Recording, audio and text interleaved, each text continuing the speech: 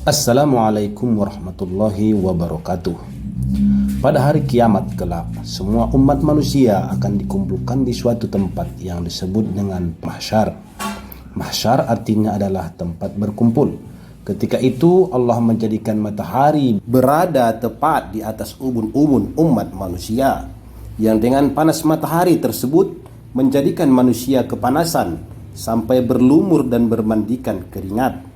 Sampai-sampai karena banyaknya keringat mereka, keringat itu menjelma menjadi lautan air keringat yang lama-kelamaan bertambah banyak dan banyak lagi, hingga sampai ke leher dan kemudian menenggelamkan seluruh tubuh mereka. Namun dengan rahman dan rahimnya Allah subhanahu wa ta'ala, Allah masih memberi perlindungan dan naungan kepada 7 golongan umat manusia.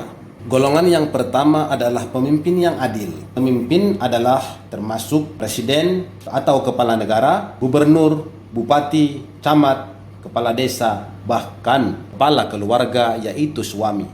Karena kelak di akhirat, semua kepemimpinan umat manusia akan dimintai pertanggungjawabannya. Kullukum ra'in wa kullukum mas'ulun an ra'iyatihi. Golongan yang kedua adalah seorang pemuda yang tumbuh dalam ketaatan kepada Allah Subhanahu wa taala. Hal ini dicontohkan oleh 7 orang pemuda yang lari dan bersembunyi di dalam gua untuk menghindar daripada pemimpin yang zalim demi mempertahankan keimanan kepada Allah Subhanahu wa taala, yaitu para ashabul kahfi.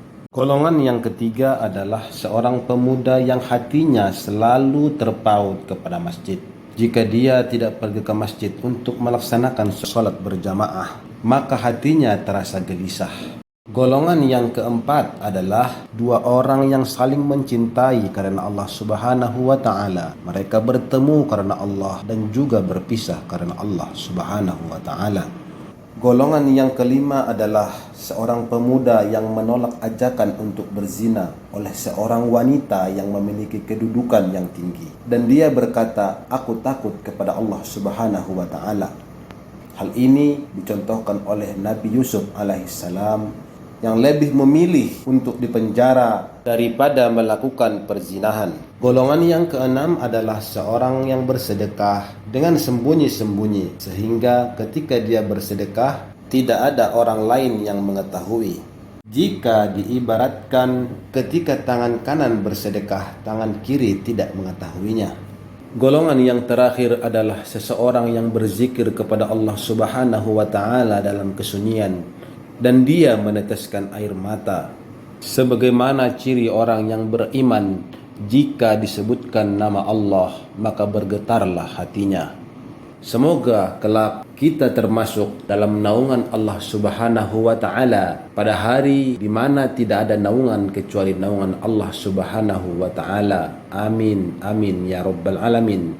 Wassalamualaikum warahmatullahi wabarakatuh.